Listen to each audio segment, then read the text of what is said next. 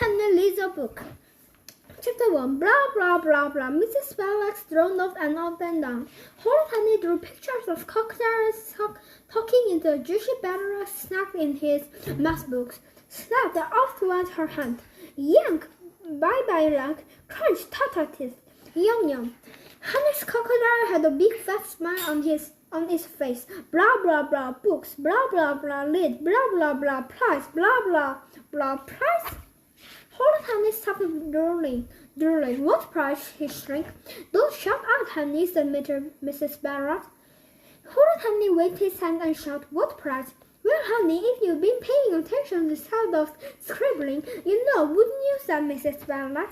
Honey scored. Temper, teacher. You're interested in what they're saying to ask us questions, and suddenly they don't want to answer. So cross as I say, Bieber, I was so literally enthralled, she glared at Honey. You have 2 weeks to read as many books as you can for our school reading competition.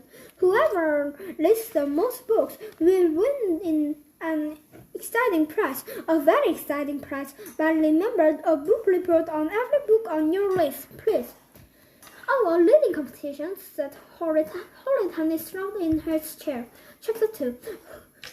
Poopy, reading was heavy work.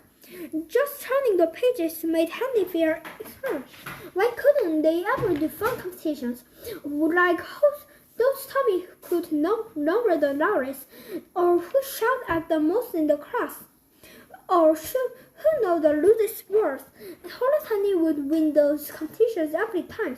But no, Mrs. Spellix would never have a fun competition where no way he was taking part in a reading contest. Honey would just have to watch someone traveling like Clever Claire or Brandy Brain swagger off with his prize while he sat priceless at the back. It was so unfair.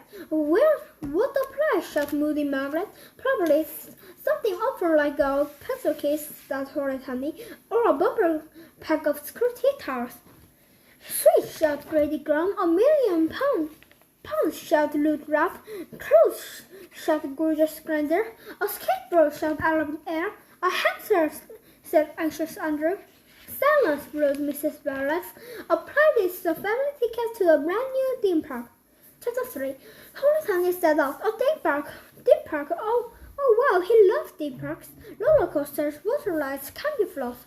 His mates, horrible parents, never took him to theme parks. They dragged him into museums. They hammered on his hikes. But if he won the competitions, they have to take him. He had to win that prize. He had to. But how could he win a reading competition without reading any book? Do comics count? Shouted Lou laughed. Honey half laughed. He was king of the comic books readers. He'd easily won comic books competitions. Mrs. Bennett's laughed with her very eyes. Of course not, she said. Claire, how many books do you think you can read? 15, said Clever Claire. Brian. 18, said Brandy Brown. 19, said Claire. 20, said Brian. Honey smiled. Wouldn't they get a shock when he won the prize? He started reading the second he got home. Chapter 4. Honey stretched out in the comfy black chair and switched off on the TV. He had plenty of time to read. He started tomorrow. Tuesday. Oh boy, five new comics. He likes them first and started on all those book readers. Wednesday. Whoopee or Mutant Max TV special. He'll definitely get reading of Mars. Thursday. Lou laughed but loved his giant new computer game. Mash them, smash them. Honey mash and smash and mash and smash. Friday. Yeah, Honey was exhausted after his long hard work. I read tons of books tomorrow, that Honey. After all, there was lots of time until competition ended. How many books have you read, Honey? Asked Papa Peter, looking up from the sofa. Lots, said Light Honey. I read 5, said Papa Peter proudly. More than anyone in my class. Good for you, said Honey. You're just jealous, said Peter. As if I'd never be jealous of you, Worm, said Honey. I won leaned over the sofa. So, what are you reading? The Happy Nappy, said Peter. The Happy Nappy? Trust Peter to read a stupid book like this. What's it about? Asked Candy, smoothing. It's great, said Peter. It's all about this nappy. Then he stopped. Wait, I'm not telling you. You just want to find out so you can use it at the competitions. We're a year too late. Tomorrow is the last day. Horatani felt as if the danger had been plugged into his heart. This couldn't be. Tomorrow. How had tomorrow sneaked up so fast? What, shrieked Candy? The competitions at Swallow? Yes, Peter. Yes, said Peter. You should have started reading sooner. After all, why put off till tomorrow what you can do today? Shut up, said Horatani. He looked around wildly. What to do? He had to read anything fast. Give me that, said Honey. He's snatching Peter's book. Naturally, he said to read. I'm a nappy pappy, said the snappy nappy. I am happy is the crabby. Papa Peter smashed his book back. No, screamed Peter, holding on its tightly. It's mine. Honey lodged. Mine. Rip. Mom, screamed Peter. Honey tore my book. Mom and Dad ran into the room. You're fighting over a book, said Mom. She sat down in a chair. I'm speechless, said Mom. Well, I'm not, said Dad. Honey, go to your room. Fine, screamed Horatani. Chapter 5. Horatani plunged up and down his bedroom. He had to think of something fast. The room was full of books. He just copied down rows of titles. Easy peasy. And then suddenly Horatani remembered he had to write a book report for every book he read. Mrs. Benlax knew lots and lots of books. She was sure to know the plot of Jack the Kangaroo or the adventures of Tally and Tita. Well, he just had to borrow Peter's list. Horatani sneaked into Peter's bedroom. There was Peter's competitions entry in the center of Peter's imaginary desk. Honey read it. Of course Peter would have the boring and horrible must go to town. Could he live with the shame of having baby books like the Happy Nappy and a mouse goes to the town on his competition entry? For the day at the theme park, anything.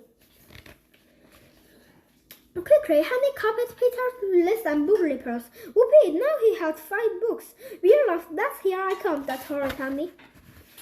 Then Honey had to face the terrible truth. Peter's book wouldn't be enough to win. He heard Clever Curl had saved him. If only he didn't have to write those book reports. Why did Mrs. Barracks have to know every book were ever written? And then suddenly Honey had a brilliant, spectacular idea. It was so brilliant and so simple that Horatani was amazed. Of course, there were books that Mrs. Barracks didn't know, books that hadn't been written yet. Horatani grabbed his list. Mouse goes to town, the thrilling adventure of the mouse in the town. He met a dog, a cat, and a dog. Why should that poor mouse just go to town? Quickly, Honey began to scribble. Mouse go to the country. The thrilling adventure of the mouse in the country. He missed Honey Pals. What sort of thing did you miss in the country? Honey had no idea. Honey looked quickly. He missed a sheep and a werewolf. Mouse go to round the world. Mouse discovers that the world is round. Mouse goes to the roof. The thrilling adventure of the mouse and his party. Now, perhaps something a little different. How about a boy and his pig? What could that book be about? That Honey. Once upon a time, there was a boy and his pig. They played together every day. The pig went oink, oink. Sound good to me, thought Honey. Then there was a pig and his boy, and of course a boyish pig, a piggish boy, 2 pigs and a boy, 2 boys and a pig. Horatani wrote and wrote. Then he had filled up 4 pages with book and reports, and his hands were ached from writing. He stopped and counted. 27 books. Surely that was more than enough. Chapter 6. Mrs. Barracks rose from her seat and walked to the pulpit in the school hall. Horatani was so excited he could certainly breathe. He had to win. He was sure to win. Well done, everyone, said Mrs. Barracks. So many wonderful books read, but sadly there can only be one winner. Me, that horrid honey. The winner of the school reading competition, the winner who will be receiving a fabulous prize is Horrid got ready to live up. Claire with 28 books. Horrid sank blank down in his seat as Claire swung up to the puzzle. If only he had added 3 boys, 2 pigs, and a rhinoceros to his list, he'd have to transfer first. It was so unfair. All his hard work for nothing. Well done, Claire, beamed Mrs. Barracks. She waved Claire's wrist. I see you've laid one of my favorites, Borla's Big Batters. Here, she stopped. Oh dear, Claire, you put down Borla's Big Batter twice by mistake. But never mind, I'm sure no one else has read 27 books. I have, screamed Horrid Honey, leaping and shouting, punching the air with his fist. Horrid Honey ran up into the stage, shouting, Dean Park, Dean Park, Dean Park. Give me my prize, he screamed, snatching the ticket of Claire's hand. Mine, screamed Claire, smashing them back. Mrs. Barracks looking grim. She scanned Honey's list. I am not familiar with the Boy and Pig series, she said. That's cause it Australian, said Horrid Honey. Mrs. Barracks glared at him. Then she tried to twist her face into a smile. It appears we have the tie, she said. Therefore, you will easily give our family pass the new Dean Park book world. Congratulations. Horrid Honey stopped his victory dance. Book world? Surely he's heard wrong. Here are just some wonderful actions you will enjoy at Bookworld, said Mrs. Barracks.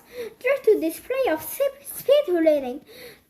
Besides checking out library books, lit to the beat. Oh my, doesn't that sound fun? Ah, screamed Horrid Honey. The